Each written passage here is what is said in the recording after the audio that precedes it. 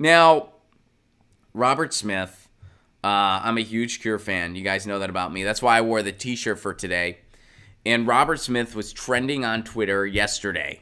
Yesterday being Sunday. And I'll be honest with you guys. When I first saw Robert Smith trending on Twitter, I suspected I was worried.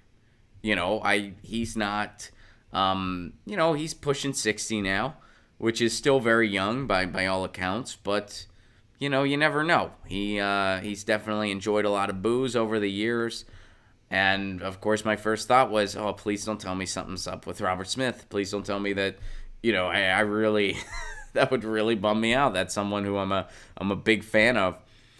And then I saw that it was something freaking hilarious, and that Robert Smith is freaking awesome, something we all know.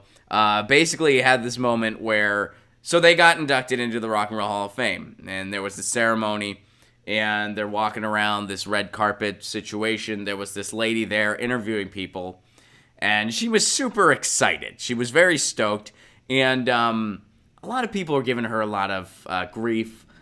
I don't want to give her any grief, but, just to be totally just objective and honest, she was not the world's greatest interviewer. I mean, she just wasn't. She was not a very good interviewer. You kind of wondered, how did she get this gig? But typically, red carpet interviews are not very good interviews. They're typically very just surface-oriented, shallow interviews. Who are you wearing? Stuff like that. So I kind of feel like if you're a good interviewer, you're unqualified for that job. Like, you should be a bad interviewer to get that job. Like, they should ask them. They were like, are you a good interviewer? And if you say yes, they should just be like, next. Like, it's supposed to be shallow and surface-oriented, just like award shows in general, or just boring, mawkish, celebrity circle jerk situations. And Robert Smith and The Cure, like most real rock and roll artists, or real, pop artists even, don't really give a hoot about the Rock and Roll Hall of Fame. The Cure in particular, because they know that the genre that they call home is so often overlooked by that organization. Post-punk and that subgenre, which I know is a wide umbrella, but the subgenre The Cure is mostly linked to is just such an overlooked genre. So I guarantee The Cure did not care that much about entering the Rock and Roll Hall of Fame. And that was evident in the interviews. They were like, we're surprised. We're surprised. This is neat. We're kind of surprised we're here, but cool, we're here. So Robert Smith gets interviewed by this red carpet person, and she is geeking out. And a lot of people are giving her a hard time. I do think she was genuinely a really big Cure fan. So that's why I feel bad people are giving her. I'm like, look, it's a red carpet interviewer. Like, they're typically not very good interviews. Like, they're not supposed to be.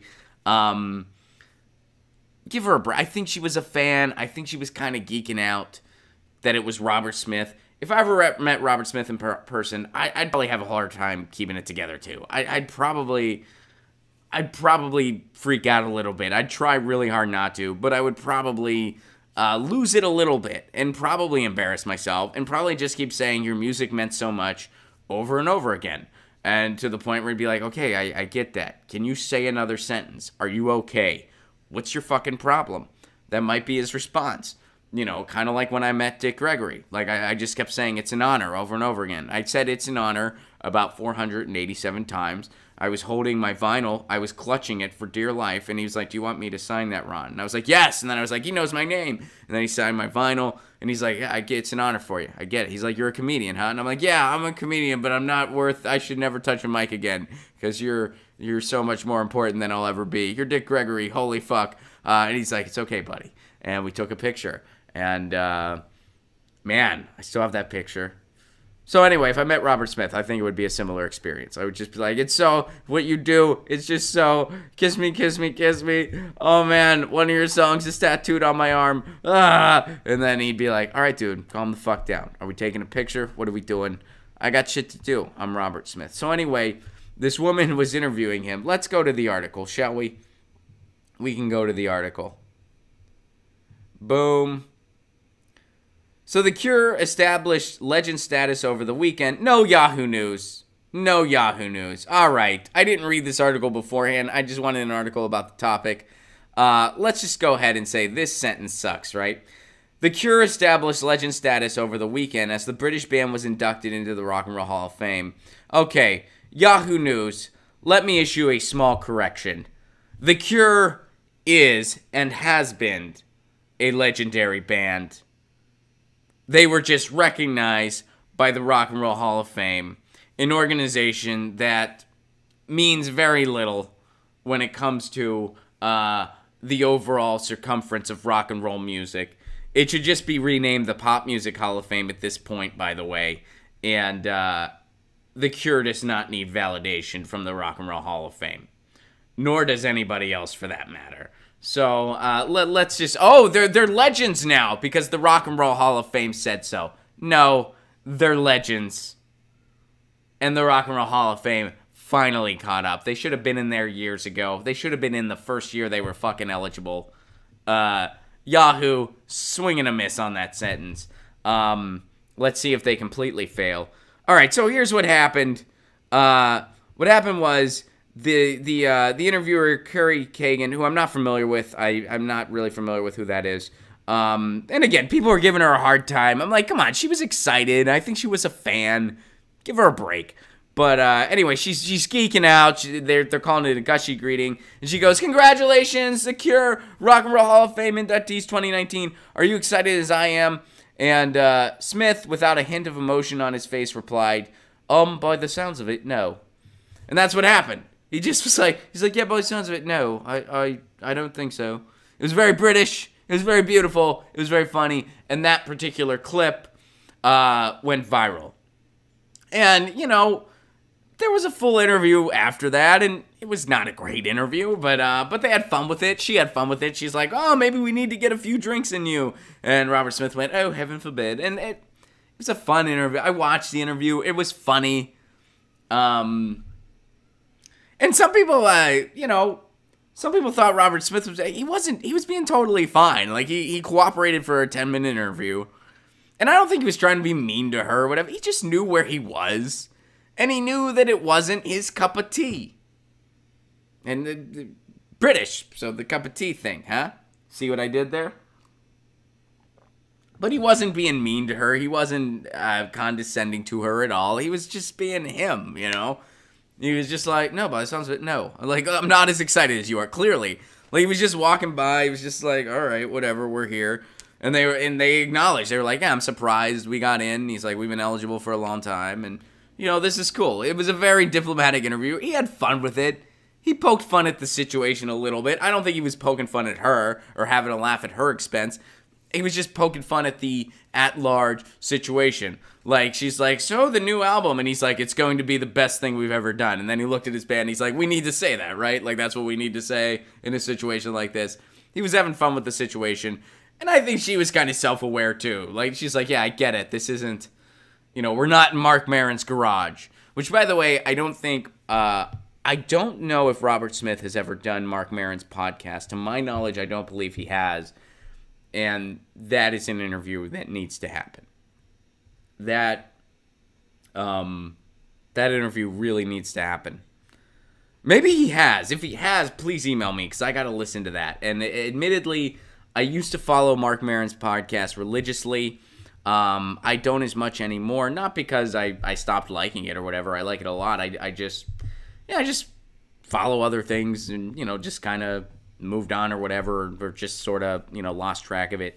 But that interview needs to happen if it hasn't already. Robert Smith needs to go on Mark Maron's podcast. So anyway, Robert Smith had a funny moment. It went viral, and it was just him and an interviewer. And it's always fun when you see music legends you like, and they just have this goofball interview where you just know they're kind of over it, but they're being diplomatic, and it's just really funny. Or they just don't give a shit, and they're completely checked out.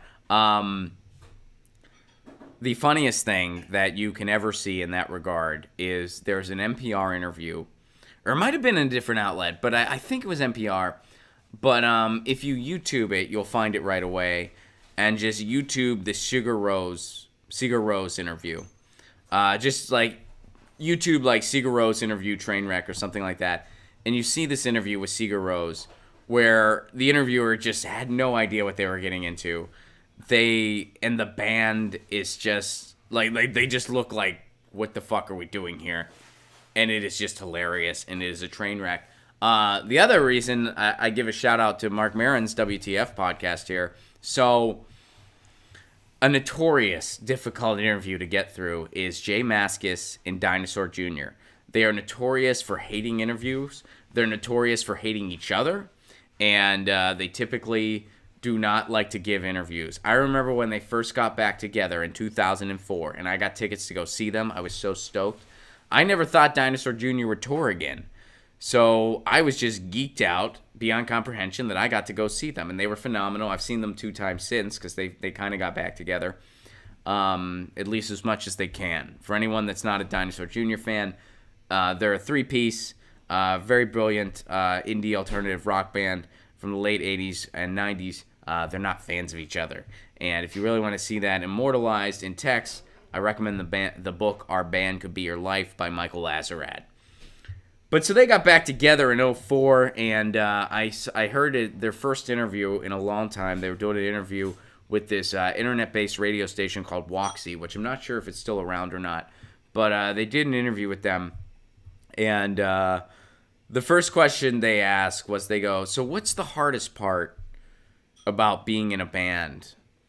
And I think it was Jay, or it might have been Lou, and they just go, probably answering insipid interview questions.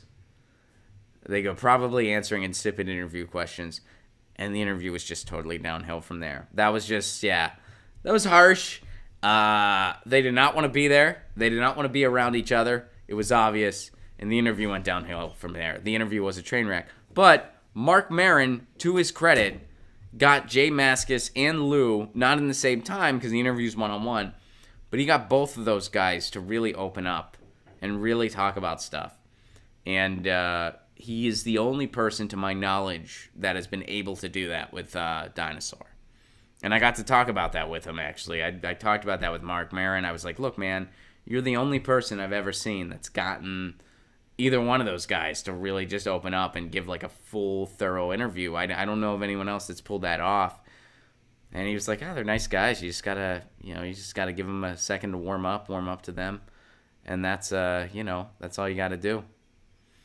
So anyway, Robert Smith is awesome. And I'd like to see Robert Smith on Mark Maron's podcast. Get your news on with Ron. Don't you want to know what's going on? We're getting our news on today. Get your news on with Ron. Don't you want to know what's going on? We're getting our news on today. You can tweet me an article at Ron Placone. We'll go through it together and make it our own. Get your news